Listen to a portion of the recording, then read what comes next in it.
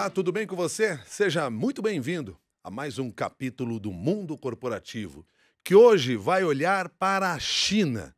O que nós temos a aprender com o desenvolvimento da indústria, do empreendedorismo lá na China? Para nos ajudar a pensar sobre esse assunto e perceber também quais são as oportunidades que podemos ter de negócios e até de carreira, nós convidamos aqui no Mundo Corporativo o Ricardo Jeromel. Ele é sócio da Startse, é autor do livro Bilionários, escreve na Forbes nos Estados Unidos e mora em Xangai. Ricardo Jeromel, desde já obrigado pela sua gentileza de estar conosco no Mundo Corporativo. Bom dia para você. Ni hao. Bom dia. É um prazer e uma honra estar aqui, Milton. O que levou você para a China? Bom, eu morava no Vale do Silício, eu tinha um time de futebol que a gente criou como uma startup de tecnologia onde o produto era futebol. E nós tínhamos investidores de Google, Apple, Facebook, PayPal. E essas pessoas, 3 anos atrás, me falavam da China como uma superpotência inovadora. E eu ouvia aquilo e, sinceramente, a China inovando, a China... Eu falava, cara, o que vocês fumaram aqui na Califórnia, né? Eu morei na China em 2009, em Hong Kong. Eu era trader de commodities agrícolas. E em Pequim em 2011. E aí, quando eu ouvi falar disso tudo, falei, "Cara, como assim?" E eu sou sócio de uma empresa chamada Startse, que leva executivos brasileiros, empreendedores, buscando novas oportunidades, às vezes conhecimento, principalmente no Vale do Silício. Então já levamos 3.000 brasileiros para o Vale do Silício para fazer esses cursos e buscar oportunidades. Startse SE.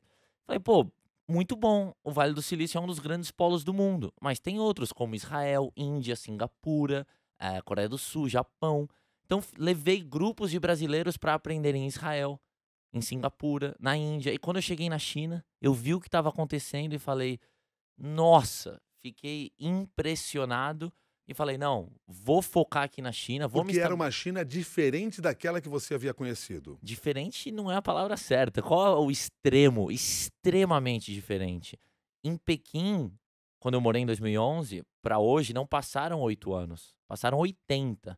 O prédio onde eu morava em Pequim, o prédio na rua da frente, eu não conseguia vê-lo por causa da poluição. Ah, então mudaram muitas coisas. Não tinha o WeChat. O WeChat é uma espécie de WhatsApp da China, mas com muitas e muitas e muitas e muitas mais funcionalidades. Na China eu não ando com carteira, é só com celular. Um mendigo na China não pede dinheiro. Ele não fala dá uma moedinha ou me dá dinheiro, ele fala me dá uma escaneada. Ele imprime um código QR Code, aquele código de barra pessoal. ah, então a China, em alguns setores, como mobilidade, ah, varejo, finanças, é, sem dúvida, a grande líder mundial. Então foi lá aprender comigo empresários como Fred Trajano, Arthur, presidente da Boticário, e vários outros que são referências. O Itaú BBA mandou mais de 20 pessoas com a gente, Credit Suisse está indo semana que vem. Então as pessoas que são finanças, varejo, eles querem ver o futuro, porque o Brasil não está só 11 horas no fuso horário em relação à China, está também 11 anos em relação à tecnologia, no mínimo. Você falou em varejo e finanças. Por que você citou exatamente esses dois segmentos? Porque nesses dois, a China é indiscutivelmente a líder mundial. Então, por exemplo, vocês ouviram falar que a Amazon investiu mais de 13 bilhões para comprar a Whole Foods. E isso chacoalhou o mundo. Os americanos, para querer entender, ou o mundo inteiro, para querer entender o que a Amazon vai fazer no mundo offline, eles vão para a China olhar o que a Alibaba está fazendo no mundo offline. Então, a Alibaba, que é uma das 10 maiores empresas de capital aberto do mundo, fundada pelo Jack Ma em 99, já tem supermercados, número 1. Então, imagina supermercado que você vai. Na China, eu recebi uns chineses em casa, fui fazer caipirinha para eles. E aí, faltava limão. Pedi o limão no aplicativo da Alibaba, em 30 minutos chegou na minha casa. Quanto tempo demora aqui no Brasil, Milton, quando Uhum. você pede alguma coisa? Sei lá, porque eu não peço. Você não- Eu saio e vou pegar que é mais rápido. Então, mas aqui no Brasil eu acho que às vezes demora uma semana. Então, a Alibaba fez um esquema que quem mora num raio de 3 quilômetros dos supermercados, eles entregam em 30 minutos. E outra coisa, sabe aquelas mercearias, aqui no Brasil, aquelas padariazinhas, aquelas lojinhas que tem em cidade grande, média, pequena, tem em todo lugar? Na China tem 6 milhões de lojas como essa. A Alibaba mandou umas pessoas irem lá, educarem esses lojistas e levarem a tecnologia de ponta para esses lojistas. Então esse cara que ainda tem, lembra a imagem do português na padaria que tem a caneta atrás da orelha? Sim. Na China tem um equivalente àquilo. A Alibaba foi no mundo offline, levou essa loja do cara pra cloud, né, pra nuvem, pôs mapa de calor nessas lojinhas, e aí ele fala pro cara: "Cara, ó, nesse bairro tá vendendo muito, cerveja Skol.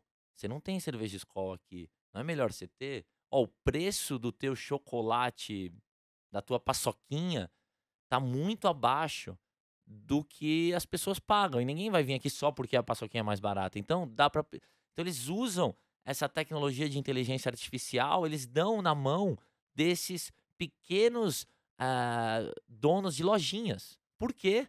Porque aí o cara tá dentro do ecossistema Alibaba, ele pega todos aqueles dados de todo mundo que tá consumindo e quando terminam os itens, aonde você acha que ele vai reabastecer? Com alguns cliques nas plataformas Alibaba. Então na China, a gente ouve falar aqui no Brasil que o petróleo desse século são os dados. E a gente ouve falar isso, mas cadê aplicações práticas? Como assim? E daí, quem quer estudar isso, entender isso, vai olhar para a Alibaba. A Alibaba, em 3 anos, aumentou em 30% o que é comprado via recomendação. Então, imagina que você vai no Netflix, você escreve o nome do filme que você quer assistir, ou você começa a surfar lá naquela página e escolhe um filme? Como é que é? Nas plataformas Alibaba, que é como se fosse um mercado livre. A Alibaba é uma galáxia inteira, com vários planetas, cada planeta com um país. Tem o movimento das placas tectônicas que eles não controlam muito, que é o governo chinês onipresente. Eh, mas no Taobao, que é o principal plataforma, as pessoas já estão seguindo as recomendações mais do que indo lá buscar, quero gel. Não, de alguma maneira a plataforma já sabe, pô, o Jeromel acabou, ele comprou mês passado, provavelmente ele vai querer Uhum. o gel aqui. Então, o futuro lá já começou. E vale muito mais a pena, não precisa ir lá comigo, eu faço esse trabalho de levar os executivos brasileiros, mas quem tiver a oportunidade de ir para a China, sentar numa esquina, ficar tomando um chá e ficar olhando o que está acontecendo, eu diria que é uma experiência que muda a vida.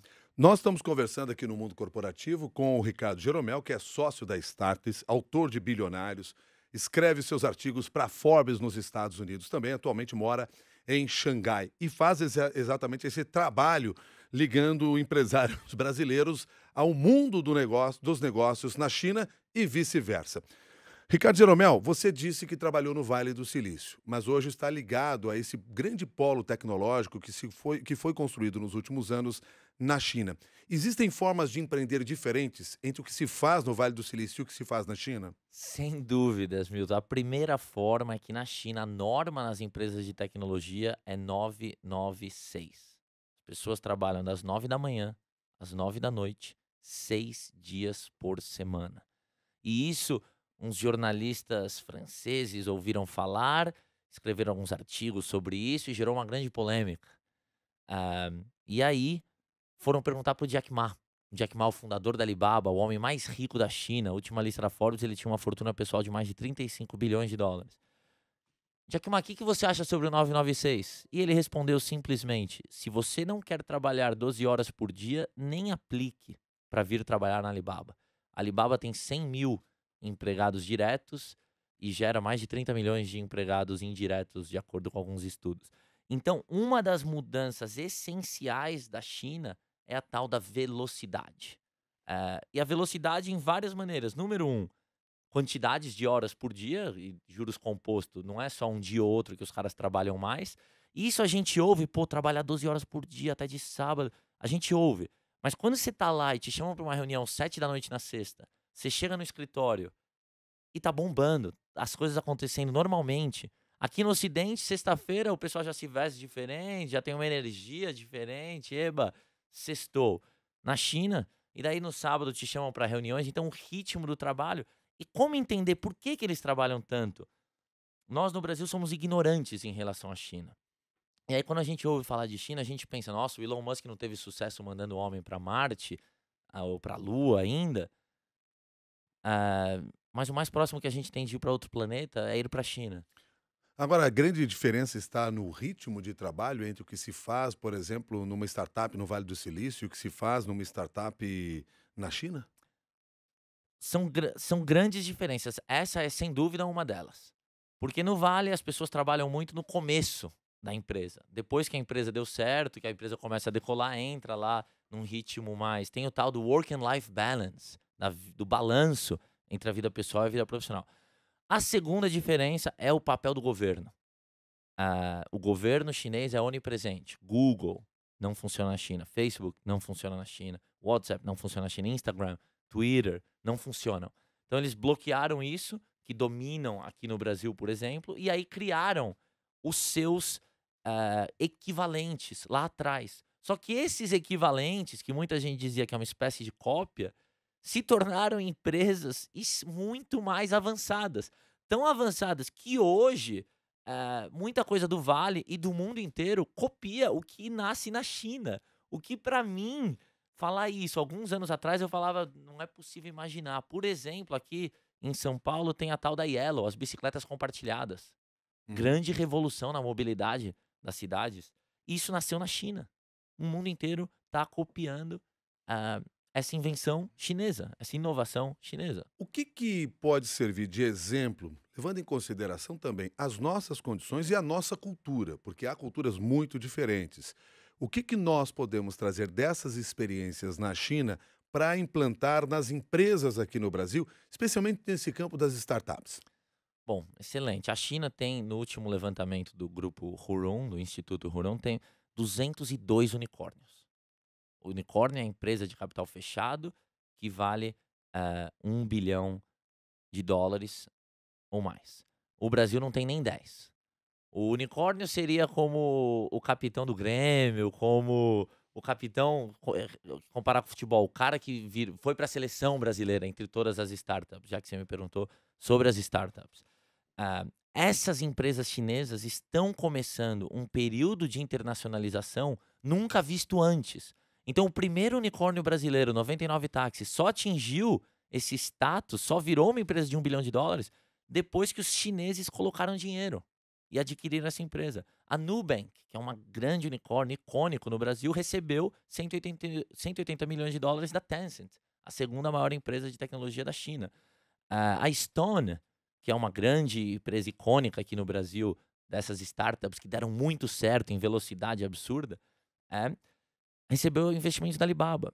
Então, uma das grandes diferenças e que dá para aplicar aqui, que você me perguntou sobre o Vale e a China, teve um cara que fez um estudo, ele pegou todos os unicórnios americanos, demorou em média 7 anos, da data de fundação para virar unicórnio. Na China, demorou em média 4 anos. E mais impressionante, 46% das empresas viraram unicórnio em menos de 2 anos. Nos Estados Unidos não é nem 10%. Então, o Brasil, o que dá para implementar aqui no Brasil, número 1, são de fato oportunidades. Não só ver a China como um mercado para importar produtos baratos e geralmente de baixa qualidade, como era no passado, mas ver a China como, peraí, o que está acontecendo no futuro, que ainda não chegou aqui, que dá para eu vir e a gente fazer um copiar e colar tropicalizando ou se inspirar em algumas pernas. E os grandes empresários brasileiros e do mundo inteiro estão fazendo isso. Por exemplo, o Facebook lançou uma plataforma chamada Lasso, Lasso, que é uns videozinhos de 15 segundos, que é uma cópia de um produto da ByteDance, que é um unicórnio chinês baseado em Pequim, que vale 75 bilhões de dólares, que é o tal TikTok, que aqui no Brasil o pessoal baixa muito também, a nova geração, que fazem pequenos vídeos, uma espécie de YouTube com Instagram. Então, essa ideia da China como fábrica do mundo, isso ficou para trás.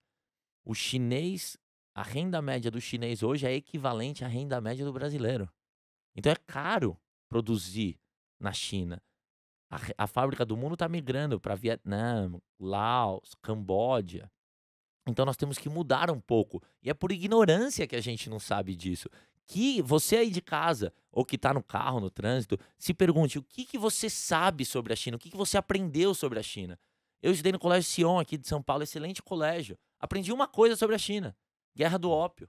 Mas por viés britânico, era porque a gente estava estudando no Reino Unido e foi um acontecimento muito importante do Reino Unido. Não aprendemos nada. Hoje, a China já representa 15% do PIB do mundo. É a segunda maior economia do planeta. Pega todo o crescimento do mundo. Quanto vai crescer o Brasil esse ano? 1%? Sabe, sei lá, 1% talvez, numa melhor das hipóteses, são os números que estão sendo apresentados nas projeções para esse ano. A China está desacelerando. O ano passado foi o ano que menos cresceu 6,6%. O menor crescimento desde 1990. Esse ano vai crescer entre 6% e 6,5%. Você imagina o que é a segunda maior economia do mundo crescendo entre 6% e 6,5%. Então, a quantidade de oportunidades, e há pouquíssimos brasileiros fazendo esse meio campo. Então, tem muita oportunidade. Mas o Mauro Barbosa escreveu para cá e diz assim: para quem tem uma startup no Brasil, como saber se os chineses têm interesse em investir dinheiro na minha startup? Bom, é uma pergunta extremamente ampla, né? Porque há o segmento da startup, o estágio da startup. Então, primeiro você tem que identificar. Tem investidores que gostam de startups em estágios mais maduros. Tem E eles outros... estão monitorando o surgimento dessas empresas em outros países como o Brasil? Ou os investidores chineses? Extremamente, extremamente. Então eu diria que tem muito conteúdo. Tem um negócio que chama Instituto Confúcios. O consulado da China vai te dar muitas informações. A Startse, que é a nossa empresa, na semana que vem, no dia 18, nós faremos um evento o dia inteiro só sobre a China. Então, se você realmente colocar no teu radar e falar, não, eu quero encontrar potenciais investidores chineses, eu não tenho dúvida que hoje, na época da internet, onde temos mais conhecimentos nos nossos bolsos, acesso a conhecimento que Platão teve, que Sócrates teve, que Sun Tzu, que Confúcio teve, você vai achar alguns caminhos. O que eu diria que é o essencial é o chinês, ele tem o tal do yin yang, ele consegue funcionar ao longo prazo, executando no curto prazo. Então comece a criar relações com os chineses. Os chineses nunca gostam de, na primeira reunião, fechar negócio. A primeira reunião é pra gente se conhecer. Então, E conhecer o que do outro? O que ele se interessa? É sobre o seu negócio? É sobre você? Tenta perceber qual é a sua personalidade, por exemplo? O que entra nesse conhecimento? excelente pergunta, porque geralmente na primeira reunião, o ocidental tenta falar de negócio. E o chinês não responde. Você pergunta, deve ser igual quando você entrevista político, que você pergunta uma coisa e o cara não Ele não responde. responde? Eu tô acostumado, mas eles são políticos brasileiros, não são chineses. Então o chinês normal faz isso, que a primeira reunião culturalmente é para as pessoas se conhecerem. Então geralmente o que eles fazem é beber. Ainda é assim, na parte de tecnologia um pouco menos, mas tem muito da gente ir bebendo. O chinês fala que entra a bebida, sai a verdade. Então literalmente vão se embebedando. Na China, se alguém levantar o copo e falar ganbei, ganbei significa copo vazio, todos na mesa têm que fazer o copo vazio, não é só dar um golinho, é terminar o que tem no copo. Então É imagina, esvaziar o copo. esvaziar o copo. Isso Então aqui tem imagina um nome, que não tem? Shot, é assim que chama, né? Que é tomar tudo numa tacada só, mas a enfim. virada. E aí imagina que você acabou de se servir uma taça de vinho e alguém na mesa levantou e falou gambei. Imagina virar uma taça de vinho, e lá é normal. Então, na primeira reunião, é uma coisa mais humana. E isso é muito normal e muito importante, porque a China é a civilização continuada com a história mais antiga. São entre 4 e 5 mil anos de civilização continuada. O Brasil, male 500. Então, você chega numa reunião chinesa, te falam para dar o cartão com as duas mãos, o brasileiro às vezes não leva aquilo a sério. Tá com o cartão de negócios. Não, o chinês, ele segue algumas tradições. Como você comentou, culturalmente é um povo diferente. E esse comentário do nosso colega de chamar de ET, e muitas vezes não é nossa culpa. Por quê? Porque nós não fomos educados. Quando terminou a Guerra Fria, quando terminou a Segunda Guerra Mundial, começou a Guerra Fria, decidiram que íamos estudar. Os vilões do 007 eram soviéticos. O comunismo era o capeta. A China era um país comunista. E aí foi completamente ignorado dos nossos livros. Hoje, a China tem o Partido Comunista Chinês, mas quando vocês aí em casa pensam em comunismo e pensam em Cuba, Venezuela, União Soviética, não tem nada a ver com o que está acontecendo na China. O que eles chamam comunismo com características chinesas.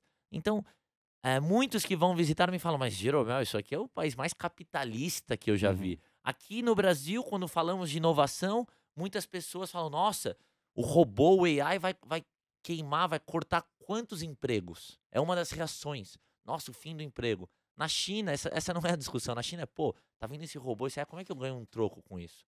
O chinês é muito focado no trabalho. Para entender esse 996, a gente tem que olhar para trás. Eu sempre brinco com a minha esposa. Enquanto os pais dela estavam decidindo se iam para Woodstock ou não, os pais dos nossos contemporâneos chineses não tinham que comer. E aí, quando você é criado por alguém que passou fome, você vira uma pessoa diferente. Mas nós estávamos falando aí, você comentou o seguinte: na primeira reunião de negócios não se fala de negócio, se fala de pessoas, é uma coisa muito mais humana. Quer dizer, quando é que o negócio começa a realmente andar, então, nas conversas? Então, na China, uma das grandes reclamações que eles têm para fazer negócios com brasileiros é a falta de. Eles falam que os brasileiros não fazem lição de casa. Então, eles não chegam prontos. Tá, mas e aí, o que você quer fazer comigo? Igual o camarada. Quero levantar investimento. Daí você vai conversar com o chinês. Mas quanto você quer? Por quanto na empresa? Qual a valuation? Por quê? O que você vai fazer com o meu dinheiro? Você tem todas essas respostas prontas. Se não tiver, não vale a pena conversar com o chinês. Porque o chinês, as reuniões com o chinês, às vezes, elas não são gostosas. Depois da primeira, a primeira é uma delícia. Porque ele fica tentando extrair informação de você. Ele não quer falar muito. E fica tentando. Mas ele quer que o brasileiro chegue com um plano. Mesmo que depois o plano vai ser co-construído. E depois a outra grande crítica é o follow-up, é dar seguimento. Tá, daí a reunião foi muito boa, combinamos, e depois? E esses são os 2 pontos que eu diria, em geral, que precisa melhorar, em geral, mas quando acerta, negócios da China existem.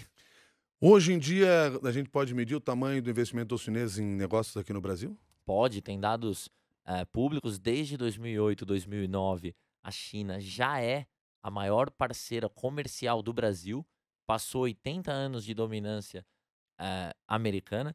Ainda é muito concentrado na velha economia, eles importam muita soja, muitas commodities agrícolas, commodities minerais, mas cada vez mais a China vem querendo fazer investimento estrangeiro direto. Quem aí já ouviu falar do One Belt, One Road, a nova Rota da Seda? Ouviu falar, Hum, Milton? não.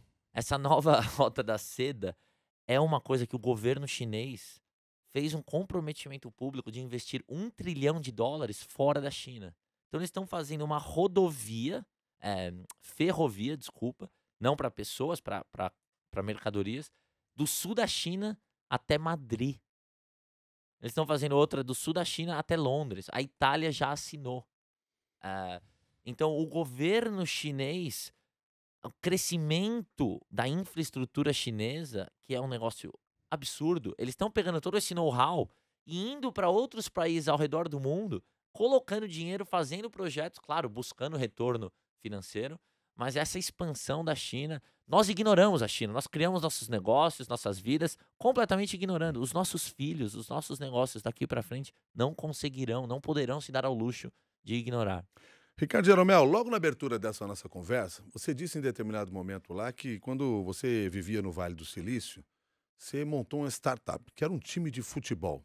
O que aconteceu com esse time? Esse time foi campeão. O Dagoberto, que jogou no São Paulo, no Cruzeiro, era o craque do time. Nós jogávamos na segunda divisão do campeonato americano, campeonato nacional. E aí essa segunda divisão deixou de existir. Nos Estados Unidos não tinha. Foi campeão da segunda divisão, passa para a primeira divisão. Eram ligas independentes. E aí, quando deixou de existir, o time acabou. O Dagoberto agora tá no Londrina, foi artilheiro da Série B o ano passado. E aí, eu falei, pô, o que eu vou fazer? Eu continuo escrevendo para Forbes e virei sócio da empresa Startse, que tem, aliás, grandes pessoas apaixonadas por futebol, pelo Grêmio como sócios.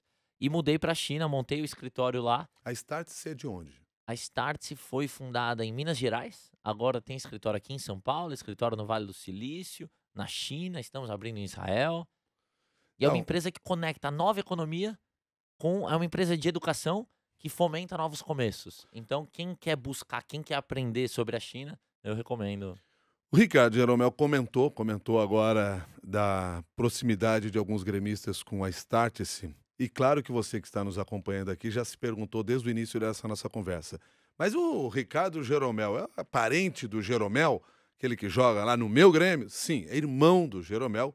Você é irmão mais moço que o do Jeromel, né? 1 ano e Do meio, Pedro mas Jeromel. isso. Do Pedro Jeromel. Você também tentou ser jogador de futebol como ele? Eu fui para os Estados Unidos fazer a universidade com uma bolsa, pra jogar futebol, só que aí eu não me destaquei no futebol O bom americano, da no família era o soccer. Pedro. É, se perguntar pra minha mãe, ela fala que na nossa adolescência eles achavam que eu seria o profissional. Eu era capitão do Juventus, da Moca, meu, aqui em São Paulo, nas categorias de base.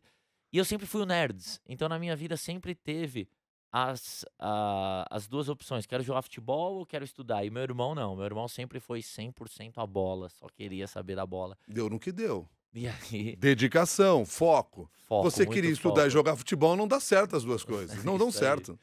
Então, Hum.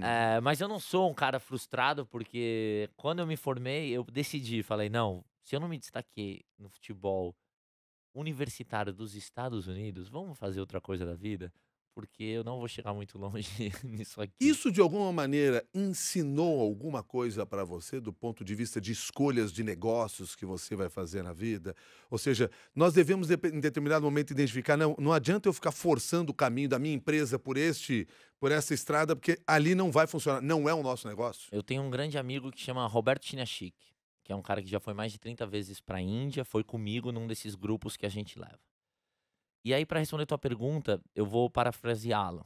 Então, desculpa, Roberto, se eu não estou falando palavra por palavra, mas é o seguinte: tem uma diferença muito grande entre ser resiliente, aquela resiliência, a coisa não tá dando certo, mas eu vou continuar, vamos lá, e dar murro em ponta de faca.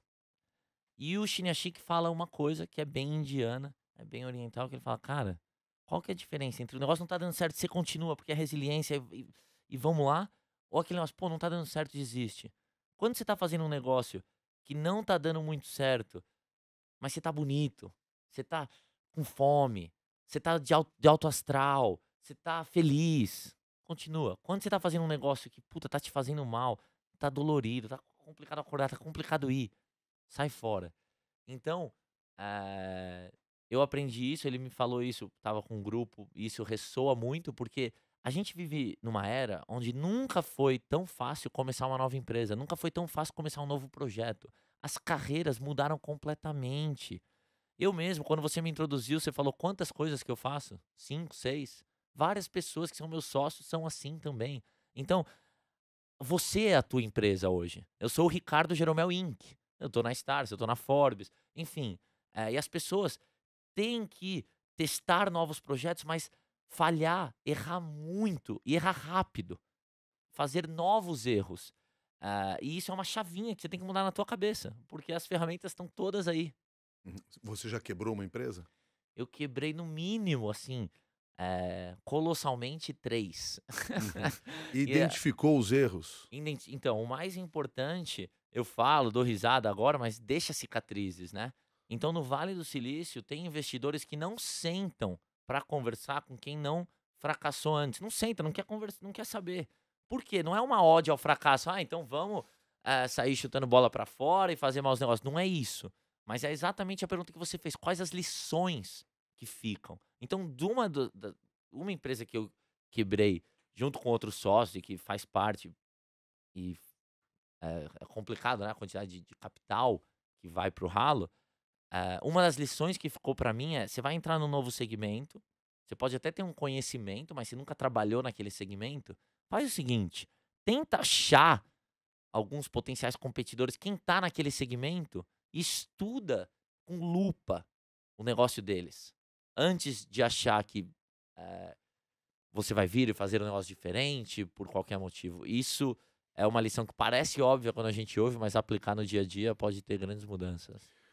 Das muitas lições que você aprendeu, não só errando, mas principalmente acertando na sua carreira, olhando para as pessoas que estão nos assistindo aqui no mundo corporativo, estamos chegando no final aqui do programa, e ele, claro, quer algumas sugestões suas para negócios que ele pode abrir. A gente sempre fala que o brasileiro é um empreendedor. Eh, Nós erramos quando empreendemos, porque por que que as nossas empresas demoram tanto para crescer? Por que que as nossas empresas, os novos empreendimentos, não têm os mesmos resultados que você, por exemplo, descreveu aqui na China? Que sugestões você pode passar para essas pessoas que estão nos acompanhando aqui, até para que elas reflitam depois e vejam como tocam isso no seu negócio? Bom, Eu acho que é essencial. Quando eu comecei a escrever pra Forbes, eu lembro que um dia eu liguei pro meu irmão e perguntei pra ele: "Cara, o que que você faria se tivesse US$ 1 bilhão?" Daí ele respondeu: "Pô, eu continuaria jogando futebol. É o que eu amo fazer." Eh, Eu jogaria futebol com US$ 1 bilhão, o que Porque certamente me daria uma tranquilidade para o futuro e me deixaria fazendo o negócio que eu faço com muito mais desejo. mas você que tá ouvindo aí em casa, pergunta para os teus familiares, para os teus colegas, o que que você faria se você tivesse US$ 1 bilhão na tua conta, na tua fortuna pessoal? A maioria das pessoas vão responder: "Eu vou viajar o mundo, eu vou pra praia, eu vou viver de sombra." A Forbes, não fui eu perguntei para os bilionários brasileiros que eu cubro, mas a Forbes perguntou para os bilionários ao redor do mundo. E mais de 90% deles trabalham no mínimo 40 horas por semana. Então a turma trabalha muito. Uma coisa que eu vejo aqui no Brasil, que é um negócio cultural, é um pouco um foco, eh, não no processo, mas sim no resultado. Então, eh, você tem que curtir a jornada, mas não é curtir a jornada, é aquela velha frase do encontra o que você gosta, que você nunca mais vai trabalhar, porque quem chegou lá não chegou por causa do dinheiro, não é o foco, não é a grana. Porque se o foco fosse a grana, quando o cara tem 500 milhões, ele sabe fazer conta, ele fala: "Pô, nunca vou conseguir, meu neto nunca vai conseguir gastar esse dinheiro", ele pararia. Então não é isso que é o drive do cara. Então descobre o que realmente te empolga, o que realmente, eh, número um. E número 2, o que que eu vi com os bilionários, o que que eu vejo na China? Não tente ser super-homem, não tente ser bom em tudo. Pega aquelas coisas que você é bom e que você gosta de fazer, porque aí é até um círculo virtuoso. Você gosta de fazer, então você faz mais. Aí você faz mais, você fica melhor. E assim vai. Foca naquelas poucas coisas que você faz muito bem e seja incrível naquelas. Por exemplo, o melhor jogador, a gente comentou um pouco de futebol, dá pra ver que a gente gosta um pouco. O melhor jogador do mundo, o Messi, ele não faz nada com a perna direita. Ele não cabeceia uma bola. Só que aquela perninha esquerda dele. Então, o que que é a tua perna esquerda do Messi? O que que é o negócio que você faz melhor que os outros? Foca naquilo. Essa falta de foco. E pra finalizar, eu acho que falta um pouco no Brasil a gratidão com esse nosso país. Nós somos sortudos de ser brasileiros. Eu saí do Brasil em 2005. Todo lugar do mundo que eu vou, eu falo que sou brasileiro. Do senhor mais velho com bengala, a criancinha mais nova, só me abre portas. Todo mundo é curioso sobre esse país. E aí, quando eu tô em algum lugar, reúne pra jantar, pra tomar uma com o pessoal, um grande grupo, aparece algum holandês, algum chinês, alguém de algum lugar do mundo e fala: "Pô, o Brasil, te vi lá na Copa, que país incrível." E aí tem algum brasileiro no meio da roda que fala: "É, é bom pra passear, mas você já ouviu falar do jeitinho? Começar uma empresa é tão complicado." Eu nunca vi um povo que se vende tão mal. Então nós Uhum. somos a quinta maior economia do mundo. Em chinês, o mesmo caractere para crise é o mesmo para oportunidade. E tem mais, o meu bisavô italiano, chegou aqui com uma mão na frente e outra atrás, não tinha nada. Então se a gente tem qualquer coisa hoje, é porque essa terra deu essa oportunidade. Então vamos mudar um pouco esse discurso. Tem muita coisa para melhorar? Tem. E Hum. vai melhorar. Mas ter coisas para melhorar é uma puta oportunidade pra gente ir lá, melhorar, lucrar com aquilo e continuar avançando. Então eu diria que, se eu pudesse, o chinês é o povo mais nacionalista que eu já vi. Você não vê um chinês falando mal da China. E, claro, a China não é pra nada um local perfeito. Então, em curtas linhas aqui, quem vier a Shanghai, entre em contato, tiver qualquer curiosidade, um prazer, uma honra, porque nós somos ignorantes. Eu tenho o a sorte de ter escolhido morar na China e tem pouquíssimos brasileiros. Shanghai, que é a cidade mais internacional da China, não tem 170 mil estrangeiros. Uhum. Então tem uma frase que é: "A China é para os chineses", não é muito verdade, é que ela é longe mesmo, é difícil, é diferente. Então, mas não vai dar mais para continuar ignorando. Inclusive mercado de trabalho, não só negócios. Tem poucos estrangeiros. Se você comparar quantos estrangeiros tem nas economias desenvolvidas, a China é uma porcentagem menor. E eles estariam procurando outros profissionais ou eles já têm profissionais suficientes pelo tamanho que é a Não, China? eles estão procurando. Aliás, jovens estudantes têm tanta bolsa para estrangeiros, tem tanta oportunidade para estrangeiro, onde o governo chinês perguntou das startups como eu consigo investimento chinês. Aqui no Brasil, eu sou contratado para dar palestra sobre a China. Na China, eu sou contratado para dar palestra sobre o Brasil. E tem várias cidades, Por exemplo, já ouviu falar de Chongqing, quem tá em casa? Chongqing é onde tá jogando o Fernandinho, que jogou no Grêmio, jogou no São Paulo. Chongqing tem uma economia maior que a economia da Noruega. Já ouviu falar em Chengdu? Chengdu tem uma economia maior que a economia do Chile. É uma cidade da China, não é nenhuma província. Província como se fosse um estado. Então, essas duas cidades que eu comentei, tem outras, como Qingdao, Hangzhou, que elas têm uns planos para atrair boas startups de fora da China, que eles te pagam visto, eles te pagam o aluguel, eles te isentam de todos os impostos, eles te dão dinheiro, seed, né, semente para você montar, e eles pagam até o teu aluguel para você morar lá. Então, a abundância de capital que eu vejo nesse setor de startups, nesse setor da nova economia na China, o único equivalente que eu vejo no mundo é Vale do Silício. Ricardo Jeromel, quero agradecer sua gentileza de trazer parte dessa experiência que você desenvolveu na China para os brasileiros através aqui do Mundo Corporativo. Muito obrigado e até uma nova oportunidade. Xixi. Ricardo Jeromel, que é sócio da Startse e autor do livro Bilionários, escritor da Forbes também, mora em Xangai, desenvolve toda essa experiência que une China e Brasil, Brasil e China, através de palestras também, levando brasileiros para a China. Foi o nosso convidado de hoje aqui no Mundo Corporativo. Participaram do Mundo Corporativo Guilherme Dogo, Rafael Furugem, Bianca Kirklevski e a Débora Gonçalves. A você que está conosco, fica o convite de sempre. Participe do nosso grupo de discussões no LinkedIn, Mundo Corporativo da CBN no LinkedIn. Vai lá, se inscreva, é de graça, assim que seu nome aparecer lá, eu vou aprovar e a gente vai compartilhando o conhecimento. Conte suas experiências, absorva também as experiências de outras pessoas para a gente crescer juntos. Muito obrigado e até o próximo capítulo do Mundo Corporativo.